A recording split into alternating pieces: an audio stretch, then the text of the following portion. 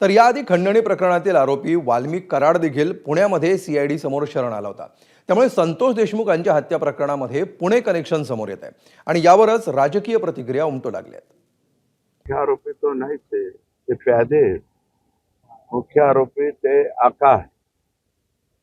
आका आता हे सगळ्यांचे हे गुलाम प्यादे फत्रे अमुक तमुक हे पकडले, परंतु राहिलेलं जे मी म्हणलं होतं ना, बकरी की माँ कब तक दुआ मांगेगी, तो 25-26 दिन बकरी की माँ ने दुआ मांगी और एक कोकरू रह गया है।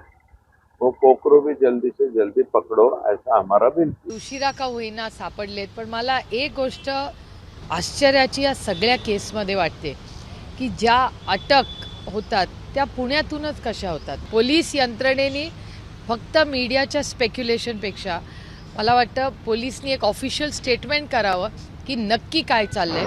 की बीडमध्ये आता सुरेश धस पुरेसे आहेत। सुरेश धस यांना देवेंद्र फडणवीसांचा आशीर्वाद आहे। धस साहेब आमचे जे काय बोलतायत ते फडणवीसांच्या आशीर्वादाशिवाय बोलणार नाहीत। तर जे काही त्यांचं चाललेलं आहे याचा अर्थ असा आहे की देवेंद्र फडणवीस गृहमंत्री यांना सुद्धा बीडमधला हा दहशतवाद बंदुकीचं राज्य मोडून काढायचं आहे।